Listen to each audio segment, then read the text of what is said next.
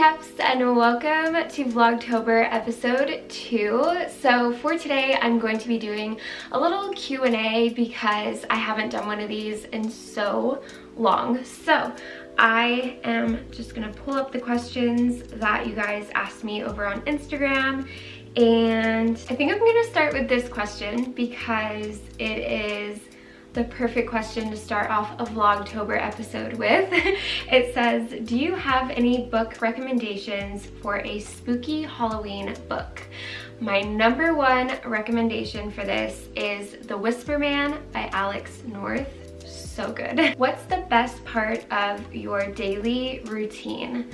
My favorite part of the day is when I first wake up, and I've been trying really hard not to check my phone when I first wake up, so it's just that quiet moment in my day where I haven't looked at social media, and I go downstairs, make some coffee, and I just read my devotional and my Bible, and that is so peaceful. I can't even explain it, but yeah, that's hands down the best part of my day. Who's your number one bookish soul character?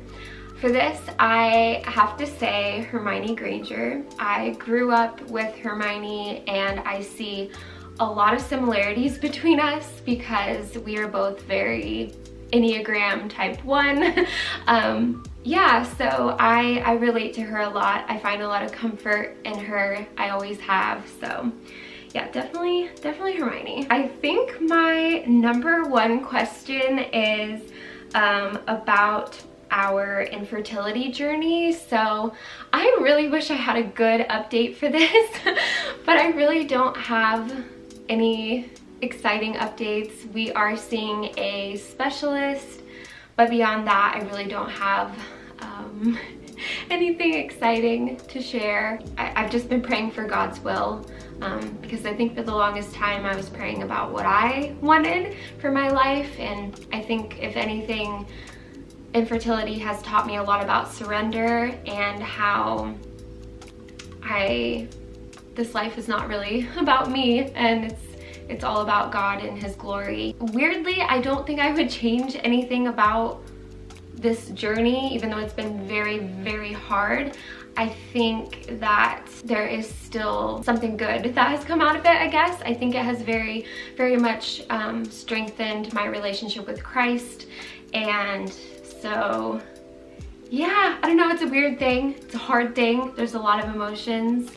But yeah, I think in a lot of ways it has very much shaped me as a person. But if I have any exciting updates or just big updates in general about it, I'll let you guys know. But yeah, right now nothing's really going on with that. I'm just fully trusting God with this. I have no idea what our future holds. How has Hugo been settling in?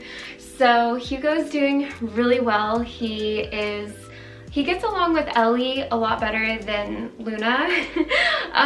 But yeah, he's doing great. He's definitely my most affectionate cat. He follows me around everywhere.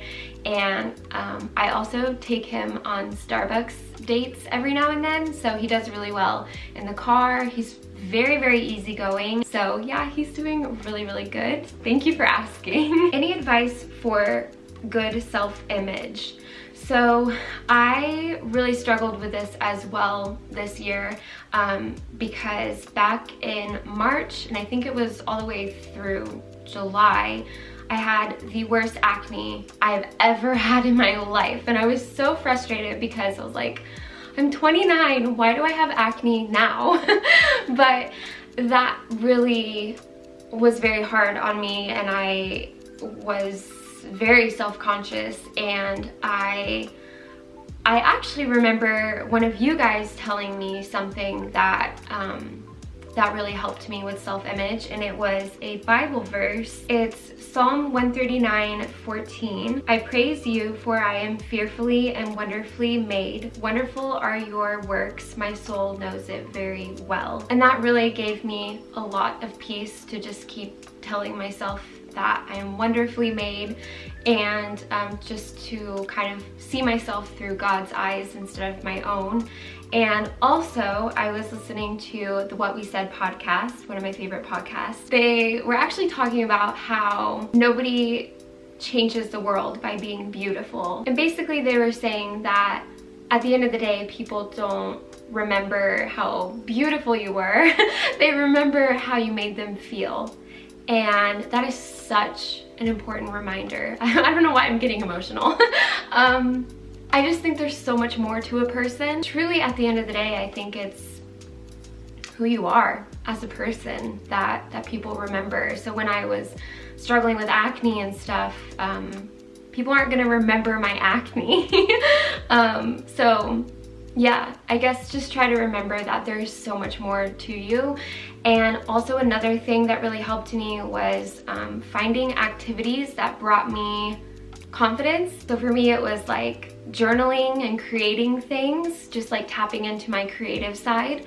That gave me a confidence that had nothing to do with my appearance. And that was really helpful because it kind of just helped me fall in love with myself again. So I hope that helped. Advice to better my prayer life.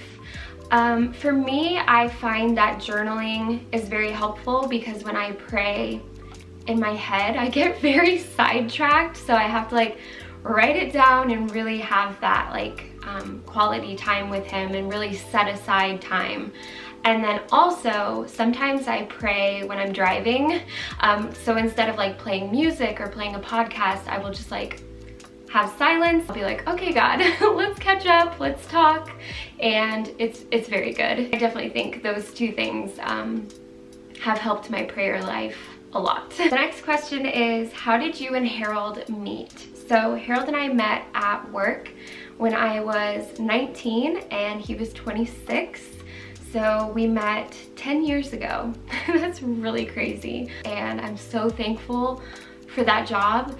And it was very random that I ended up at that job. And I just really see how God really led me there. And I'm so thankful that life turned out the way that it did and I'm with him. And yeah, he's definitely my soulmate. I don't know if everybody believes in soulmates, but I do think he's pretty perfectly made for me. So very thankful that our paths ended up crossing. Tips for anxiety. So this one, I always remember this verse when I am feeling overwhelmed. It's Luke 12:24. Consider the ravens, they neither sow nor reap. They have neither storehouse nor barn, and yet God feeds them. Of how much more value are you than the birds? And then also taking walks outside in nature is so healing. Just getting fresh air alone, just like stepping outside, I'm instantly like, I feel so much better. Just having that fresh air and just feeling the sunshine on my skin. It's very, very healing. So I definitely recommend that. I started doing that every single day. Tips on how to start a themed Instagram. My number one tip is to truly stick with what is authentic to you, what you love. And then a book recommendation for this is Insta Style. I'll link it down below. It has like tips for everything, like when it comes to filters and making a cohesive theme, photo editing, hashtags, what to put in your bio, just all sorts of things. It's a really great book. It also has like so many beautiful images. How long have you and Harold been married? On October 16th, we will be celebrating our 6-year anniversary. It goes by really, really fast. How did you choose Hufflepuff over Ravenclaw? I do think I'm very 50-50 with these houses.